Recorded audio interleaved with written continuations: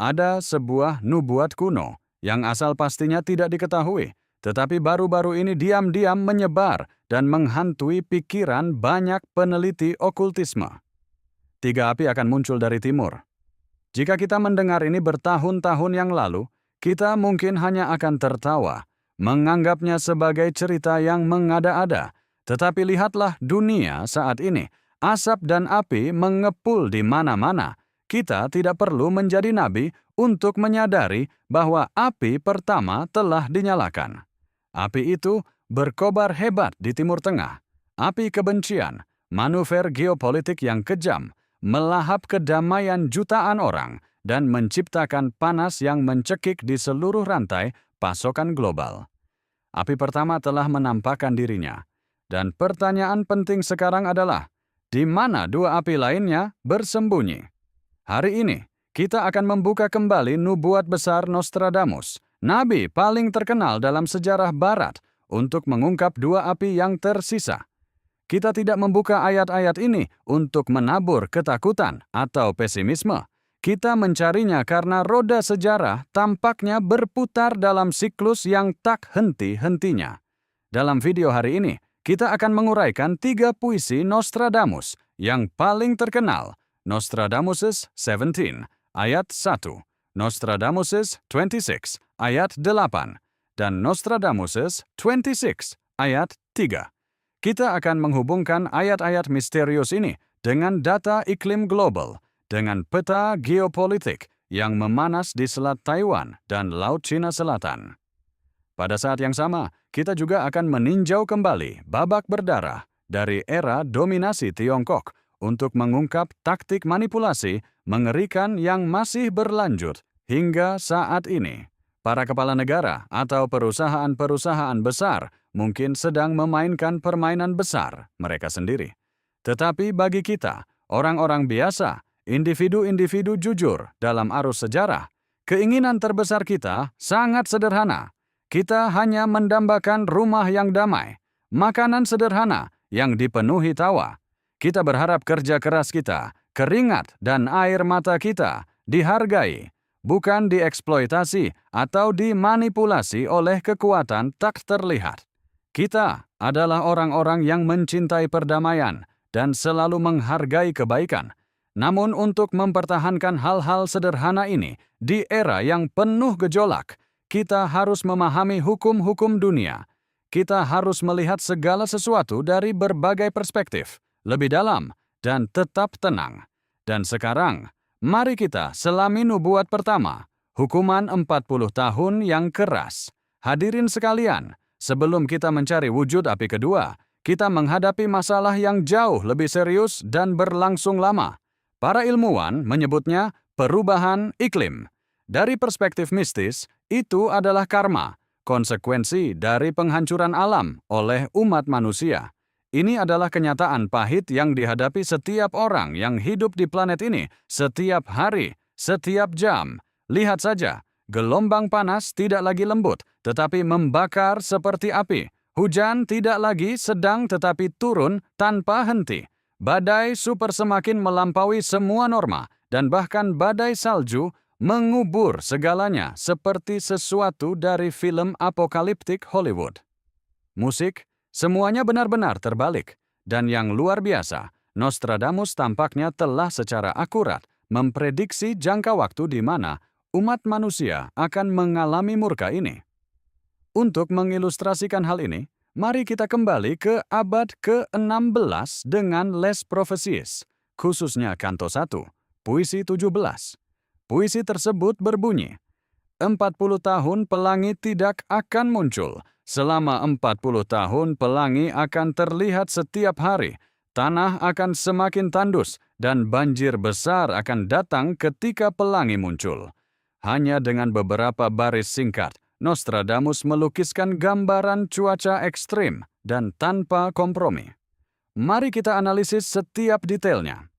Kata kunci terpenting di sini adalah Iris.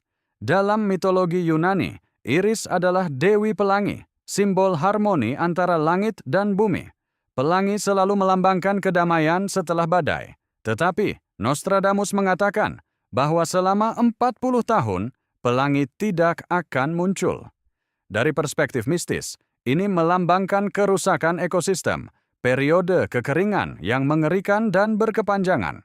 Tidak ada hujan, tidak ada kehidupan, hanya langit yang menyala-nyala dan bumi yang retak. Namun hal yang paling menakutkan terletak pada pembalikannya. Ketika ketidakseimbangan mencapai puncaknya, alam akan bereaksi dengan dahsyat, mulai dari kekeringan ekstrim hingga hujan terus-menerus yang menyebabkan banjir besar. Nostradamus menggambarkan siklus iklim ekstrem yang berlangsung selama 40 tahun, sebuah lingkaran tak terhindarkan antara kekeringan dan banjir.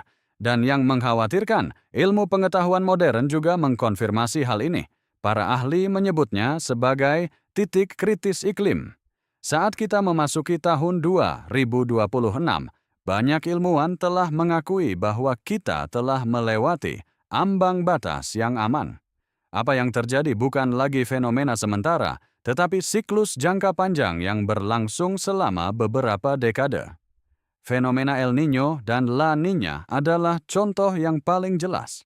El Niño membawa panas ekstrim, membakar tanaman dan mengeringkan sungai. Tetapi segera setelah itu, La Niña membawa hujan lebat, menyebabkan banjir dan badai dahsyat.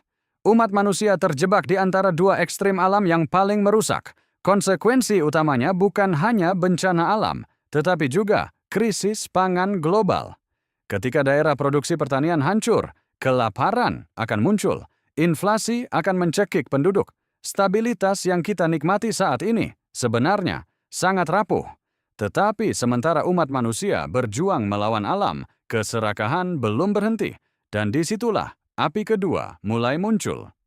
Perahu-perahu kecil yang mengelilingi kapal-kapal besar, sebuah gambaran dari ramalan Nostradamus, kini telah menjadi taktik zona abu-abu di Laut Cina Selatan dan Selat Taiwan. Perahu-perahu milisi kecil yang berjumlah banyak terus-menerus mengganggu dan mengepung kapal-kapal yang lebih besar, menciptakan perang yang senyap tetapi sangat berbahaya. Dan jika api ini meletus, konsekuensinya tidak akan terbatas pada perang. Rantai pasokan global akan lumpuh, ekonomi dunia akan terguncang. Rakyat biasa akan menjadi pihak yang paling menderita. Namun yang lebih menakutkan adalah api ketiga, api yang tak terlihat. Api ini tidak menghancurkan rumah atau kapal. Ia diam-diam membakar pikiran dan kebebasan manusia. Ini adalah manipulasi informasi, propaganda, dan pengendalian persepsi. Orang-orang terjebak dalam gelembung informasi, mempercayai informasi yang telah ditentukan sebelumnya, dan secara bertahap kehilangan kemampuan untuk berpikir mandiri. Sejarah telah menyaksikan hal ini sebelumnya, seperti pada masa pemerintahan Tiongkok, ketika budaya dihapus, buku-buku dibakar, dan para intelektual ditangkap. Suatu bangsa yang ingatannya terputus mudah dikendalikan. Dan hari ini, kekerasan tidak lagi diperlukan. Kekerasan dicapai melalui algoritma, media, dan informasi selektif.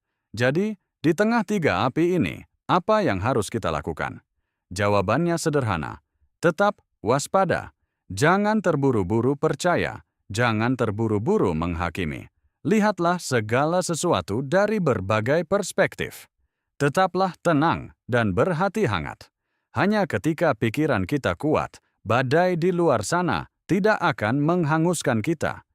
Kita tidak dapat mengendalikan dunia, tetapi kita dapat melindungi keluarga kita, melestarikan nilai-nilai kita, dan menumbuhkan pemahaman. Ketiga nyala api ini mungkin sedang membara, tetapi mengenalinya adalah langkah pertama untuk menghindari kehancuran.